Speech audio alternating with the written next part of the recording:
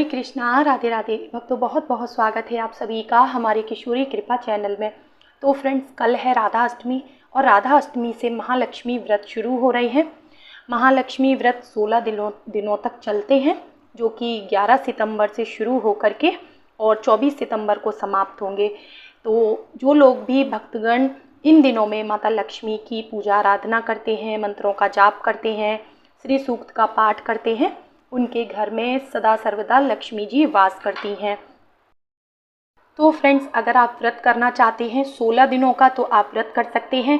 अगर आप 16 दिनों के व्रत नहीं भी कर सकते हैं तो आप 3 दिन के व्रत कर सकते हैं। जैसे कि आप राधा अष्टमी वाले दिन व्रत कर सकते हैं और दूसरा आप बीच में जो पूर्णिमा पड़ेगी उस पर आप व्रत कर सकते हैं, और जो पूजा का 16वां दिन होगा आप उस दिन भी व्रत कर सकते हैं।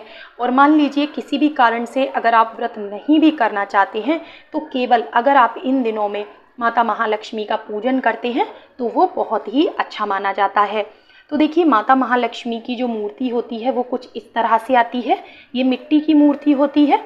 अगर आपके पास ऐसी मूर्ति नहीं है तो आपके घर में जो भी माता महालक्ष्मी की फ़ोटो है, मूर्ति है, आप उनको विराजमान कर सकते हैं, ठीक है। और अगर मान लीजिए फ़ोटो मूर्ति भी नहीं है तो ऐसे महालक्ष्मी की जो व्रत की कथा की किताब आती है ना, तो आप इसमें भी माता महालक्ष्मी देखिए बनी हुई हैं, आप इनका भी पूजन कर सकते हैं, ठीक है। तो लेकिन आपको करना ये है कि 16 दिनों के लिए आपको अपने घर में पूर्ण रूप से सात्विक रहना होगा और कलश की स्थापना आपको राधा अष्टमी के दिन ही करनी होगी। कलश स्थापना का जो शुभ मुहूर्त है, देखिए वैसे तो राधा अष्टमी का पूरा ही दिन बहुत ही शुभ है, लेकिन फिर भी एक शुभ मुहूर्त मैं आपको बता देती हूँ। सुबह 6:03 से लेके 9 बजे तक आप कलश की अगर स्थापना करते हैं तो बहुत अच्छा होता है। तो फ्रेंड्स, माता महालक्ष्मी की पूजा बहुत ही सरल विधि से आप कर सकते हैं। चाहे आप बहुत संपन्न हैं या फिर आपके घर में धन की दिक्कत है, लक्ष्मी का वास नहीं हो रहा, आपको इन दिनों में माता महालक्ष्मी को मनाना है उनकी पूजा करके। पूजा विधि बहुत ही सरल है।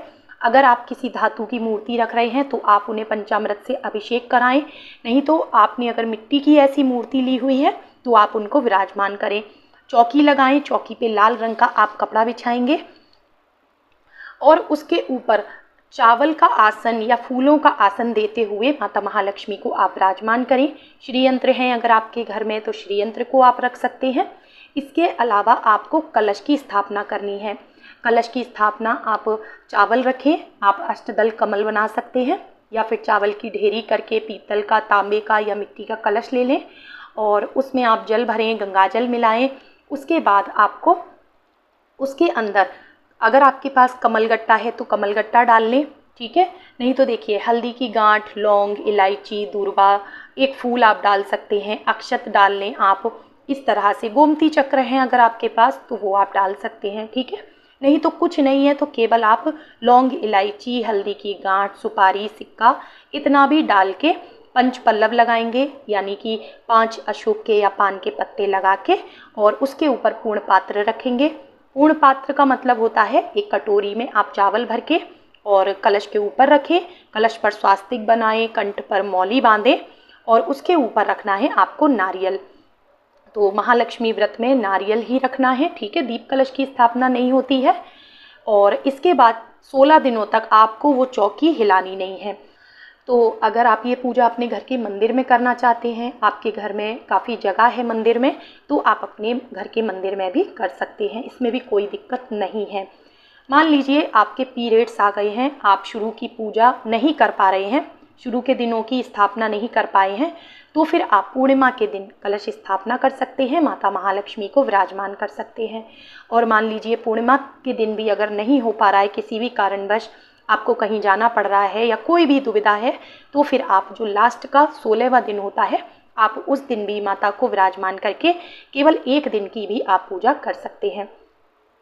उसके बाद देखिए फ्रेंड्स, ये आता है 16 तार का धागा, क्योंकि माता महालक्ष्मी की पूजा में 16 की संख्या का विशेष महत्व होता है।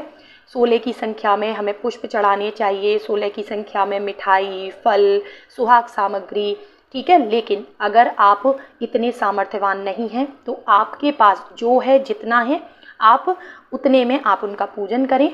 आपके पास अगर बहुत ज़्यादा सुहाग सामग्री नहीं भी है तो आप केवल उन्हें चूड़ी बिंदी चढ़ाएं, माता को सिंदूर चढ़ाएं, ठीक है। और इसके अलावा देखिए, ये 16 तार का जो धागा होता है, इसमें आपको क्या करना है, पहले ही दिन पहले आप पूरी पूजा कंप्लीट कर लेंगे, उसके बाद आपको इसमें 16 गांठें लगानी है इस धागे में, ठीक है। और पूजा में आपको ये क्या करना है, जब भी आप सुबह शाम पूजा करेंगे तो आपको ये अपने दाहिने हाथ में यानी कि राइट हैंड में ये आपको धागा थोड़ी देर के लिए बांधना है। गांठ नहीं लगाएंगे आप पहनते समय, ठीक है, केवल आपको लपेट लेना है अपने सीधे हाथ में।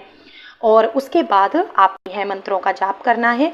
पूजा होने के बाद में ये धागा आप उतार के वहीं पे किसी भी एक प्लेट में या चौकी पे ही माता के पास आप रख सकते हैं। अच्छा, आपको ध्यान ये रखना है कि इस व्रत में अन्न नहीं खाया जाता है, ठीक है। तो ये व्रत जो है पूर्ण रूप से फलाहार रखते हैं, फल खा सकते हैं, दूध दही चाय आप ले सकते हैं। इसके अलावा कूटू सिंघाड़ी से बना आटे का आप पूड़ी या फिर पकौड़ी जो आप खाना चाहते हैं, जैसे हम लोग नवरात्रों में व्रत करते हैं बिल्कुल उसी तरह से हमें माता महालक्ष्मी के व्रत करने हैं। लेकिन अगर हम व्रत नहीं भी करना चाहते तो भी कोई दिक्कत नहीं है। आप माता की मूर्ति को, माता के कलश को स्थापित करें और डेली सुबह शाम पूरे विधि पूर्वक पूरी भक्ति भाव के साथ आपको ये पूजन करना है। देखिए, अगर आप बहुत संपन्न हैं हर तरीके से, तो आप जितना वैभवपूर्ण तरीके से माता का पूजन करेंगे उतना अच्छा है। लेकिन अगर किसी भी कारण से आपके पास इतना धन नहीं है तो कोई दिक्कत नहीं है, आप गुड़ का, चीनी का, बताशे का, मिश्री का कोई भी भोग आप माता को लगा सकते हैं। और इसके अलावा आप हलवा बना सकते हैं, खीर बना सकते हैं, साबूदाने की खीर, मखाने की खीर। और देखिए, कहीं कहीं पे अन्न नहीं खाया जाता है, तो देखिए अगर आप चावल की खीर बना रहे हैं तो ध्यान रखें कि वो आप प्रसाद उठा के रख लें, अगले दिन आपको वो प्रसाद खाना है। चावल की खीर आप व्रत वाले दिन नहीं खाएंगे। अब हम बात करते हैं इसके उद्यापन की। तो पहले दिन से आप पूजन शुरू करेंगे और अगर आप रोज 16 की संख्या में माता को सामग्री अर्पित कर सकते हैं तो बहुत अच्छी बात है।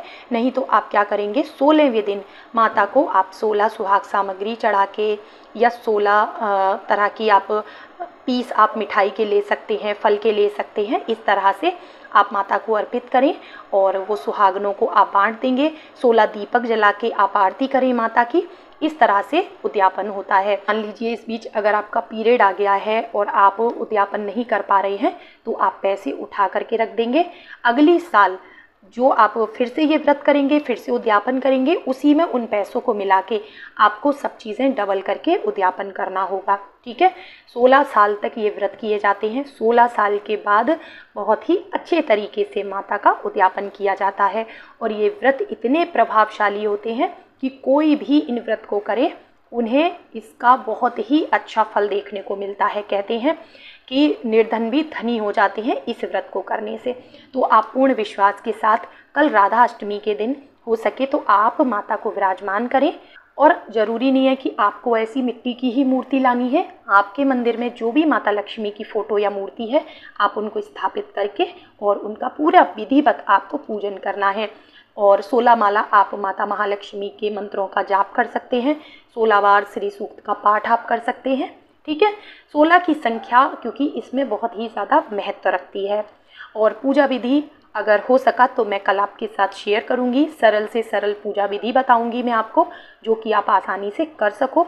आज थोड़ा सा वीडियो बनाने में लेट हो गया था, थोड़ा मैं बिजी थी इस वजह से। तो आप कल इतना ज़रूर कर लेना।